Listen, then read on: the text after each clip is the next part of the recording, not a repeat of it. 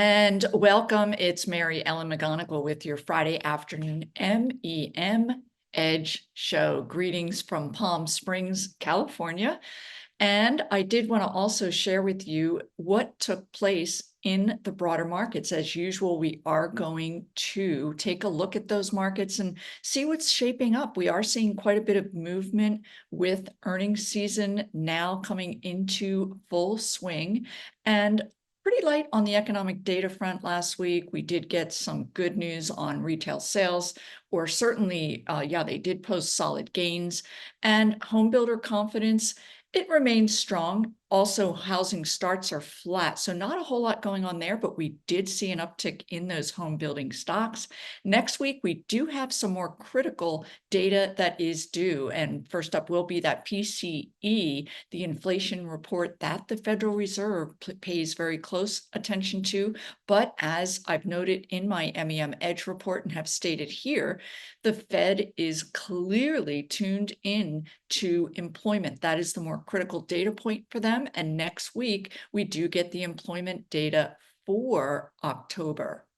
We also will get that Q3 GDP estimate to see how strong the economy is relative to last year. So lots going on that economic data front. Also, I talked about earnings season, and that was a big driver for movement last week. We'll get into that. Next week will be equally big as far as M7 and other stocks due to report their earnings. So let's go ahead and jump right in. Take a look at that S&P 500 after last week's rally.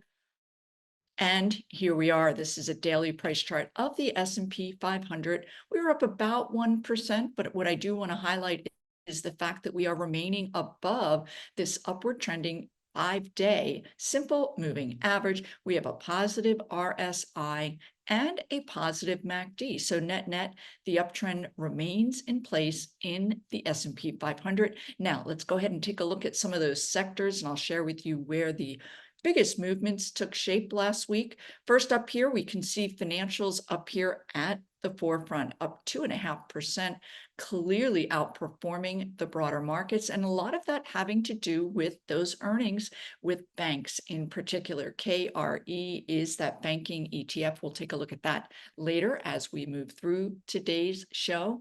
Industrials up here still at the forefront. The group underperformed last week, but I am going to share with you what drove last week's big move, and we are continuing to see some sectors and sub-industry groups within the industrial sector that are faring quite well. Also moving through, let's take a look at the materials. This is going to be primarily about the continued climb that we're seeing in gold stocks, with particular gold miners really having quite a bounce this past week. You can see that we are breaking out to new highs here. This is XLB, the materials sector.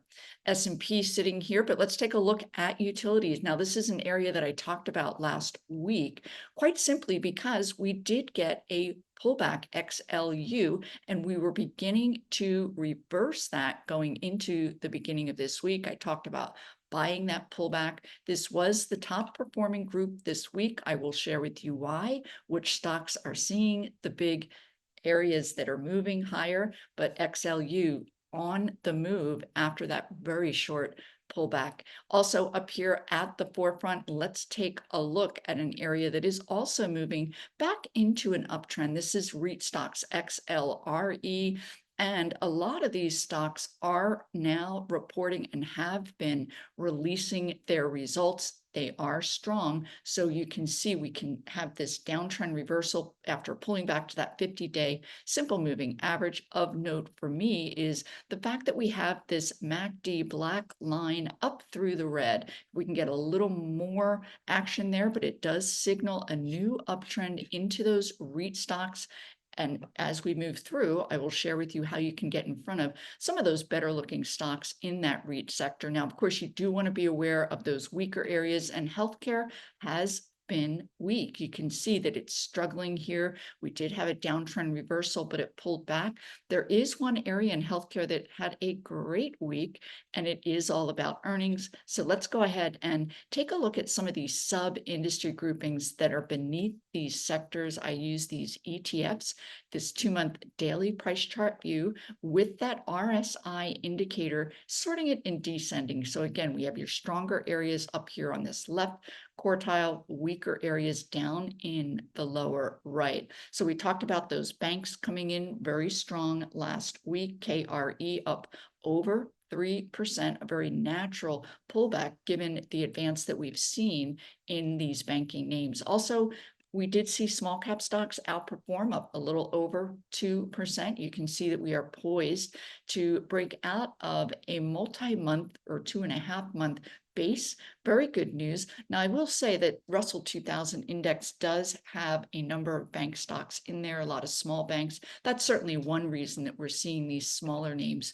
fare better, or IWM in particular. Let's go ahead and take a look at that area within healthcare that I mentioned had a great, certainly day to day. This is IHI. It is the medical devices ETF, and you can see it was up almost 3% on the day, a nice base breakout. Take a look at that black line up through the red on that MACD, and then that nice bullish RSI, all about earnings. We're going to take a look at the company that sparked that rally and some other names in that medical products industry group. Also up here, I talked about housing stocks. Let's take a look. XHB is that home builders ETF. Same dynamic here with that MACD poised black line up through the red, and you can see this base breakout shaping up among the entire group. Also, of course, you do want to be aware of those areas that did not fare well last week. Very, very mixed week for semiconductors. And this is all about earnings. We did have ASML report their earnings earlier in the week. And take a look at that sharp drop, almost 5% among those semiconductor stocks. Overall, a bit of a recovery. We'll get a little bit into, this is something I talk about in my MEM Edge report, the fact that the semiconductor industry group is really fractured. There's a have and a have-not area. If you are producing those AI related chips and materials for AI chips, you are going to be better standing as opposed to equipment and other standard chips that are still seeing weak sales. So of note there. And also, let's go ahead and take a look at the VIX, and good news, we are seeing it continue to retreat. We're back here at about that 18 level. If we can get below that and stay below it, that would be ideal, but we certainly are heading in the right direction with volatility diminishing here. And then also taking a look at XRT, I talked about the consumer confidence and the retail sales data that came out that was very strong. We can see that XRT, that S&P retail ETF, is sitting up here quite nicely with a positive RSI and MACD. So let's go ahead from here. I did want to share with you the M7 stocks. A couple of names there had some interesting news this week that really drove price action in the markets. First up, let's take a look at Netflix. And this particular company did come out with very strong earnings today. And we can see this gap up 11% gain for Netflix, super high volume. And really, when you see this type of price action in a big mega cap name, go ahead and take a look at historical precedent. Prior gaps up on heavy volume relating to earnings, and you can use that as your guide. So Netflix setting up quite nicely after experiencing this shorter base breakout, but good news there for streaming and other internet related companies. NVIDIA sitting up here quite nicely. Now, this of course is one of the haves among those semiconductor stocks, and we can see that it's in a very nice confirmed uptrend. That stock is trading up above that 10-day simple moving average, positive RSI and MACD, and poised for a lengthier base breakout after a nice double bottom, and actually the third. So when we are seeing those higher lows, that is good news. When you can marry that with an upward trending momentum such as the MACD and the RSI, it is quite constructive. Also moving through, Apple had a good day today. It was up certainly a little more than the markets, and you can see we are poised for a potential breakout in Apple. The company did come out, actually not the company, there was a research report that cited that their iPhone sales in China are really picking up. So also looking at these M7 names, let's take a quick look. Now, Amazon did not respond strongly, but it was in the news this week, and they are now the next big mega cap company that is partnering with nuclear energy producers. So that is another reason we saw a big move into utility stocks this week, because we are seeing these big, highly capitalized companies, Microsoft and Alphabet among them, really putting their money toward this new energy, or certainly not new, nuclear energy is coming back, but with an eye toward clean energy as well. So it's pushing those utility stocks quite a bit higher.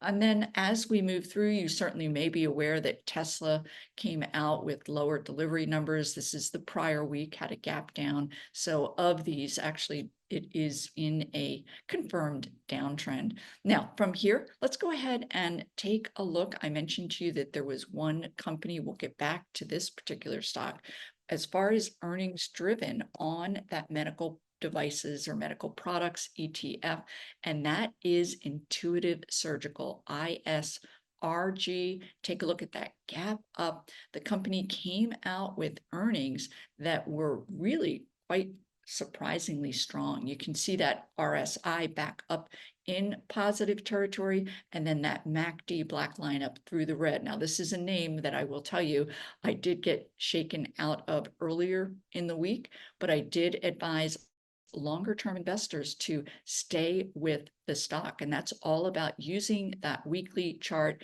and being familiar with the real outperformance that this company and stock is capable of. Now, ISRG is a big holding of IHI, and oftentimes you will see stocks that are not necessarily reporting earnings, but are in that same ETF advance higher. Stryker is one of them, SYK. They are in the medical products, bedding, and other areas for hospitals. And you can see the sharp advance last week. What I really like about this stock is that that black line came up through the red, and we're just early in that potential advance higher. You want to use, of course, historical precedent. So I'm going to go ahead and mark this chart up, and we can take a look at this downtrend reversal in August that took shape. So first up was that black line up through the red, more bullish as it gets above that net neutral, and then ideally back above each of these moving averages. And from there, a bullish RSI. So if we take a look at where we are now, we do have that positive RSI and that MACD crossover into positive territory and some nice volume there. Let's go ahead and take a look at another area, because I did mention to you that industrials had a sharp advance the week before this past week. And that is the fact that last week we did get earnings from a bellwether industrial name, and it's FAST is the ticker symbol. This is Fastenal. So take a look at this big gap up. That was last Friday. And the company is very much a nuts and bolt type of a company, but their products are needed in any kind of industrial product building, other areas within the industrial sector. So the fact that they had this really not super strong, but it was above estimate earnings report last week, really boosted investors' confidence in the industrial sector. And you can see that we have advanced beyond that gap up. Oftentimes you'll think that you may have missed the move, but with these names, once they get going, I'm going to go ahead and add that 5-day simple moving average, and you'll see that the stock can advance beyond that gap up oftentimes, particularly when you see this super high volume on that gap up. Here's that 5-day simple moving average, and this now will become your guide. You can use historical precedents back here as your guide potentially for further advances here. But again, really trying to impart how important earnings season is not only for that individual stock, but also for peer stocks in that same group. Also, we are in a period where earnings estimate revisions are really moving stocks. So it is something that I would tell you to pay attention to going into earnings, because oftentimes these companies where the analysts come in and estimate higher for their earnings, they are going to have some insight. They're not going to put their neck on the line unless they have some inkling or some kind of a sense that we are going to come in, and oftentimes the company does then report earnings above estimates, not 100%, but it is fairly often. So let's take a look, for instance, at a company this week that did see their earnings estimates revised higher. Now we can see the stock really is overbought, so it's not going to be quite as interesting. But really what I wanted to highlight here is how impactful Wall Street analyst upgrades can be. They're very easy to access, really on any service that you might have,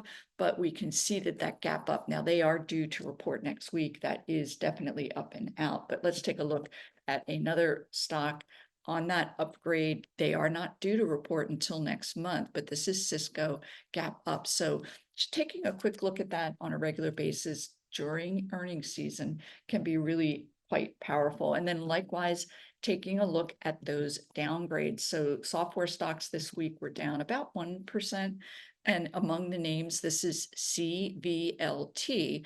And take a look at this gap down. Now, this is what you want to be aware of in case this were to take place in your stock. This is a company where a major Wall Street firm downgraded their earnings estimate.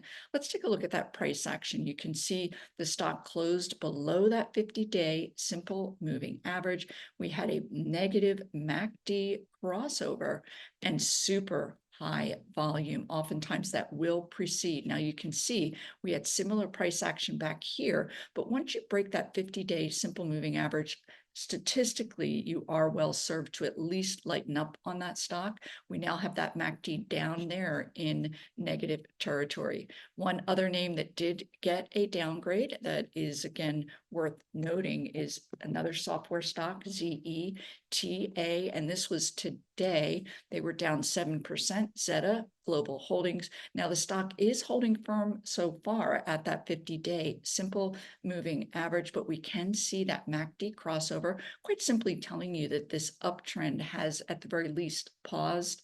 Very big volume on the selling, and now a negative RSI. Keep your eye on that 50-day as far as whether it can hold support.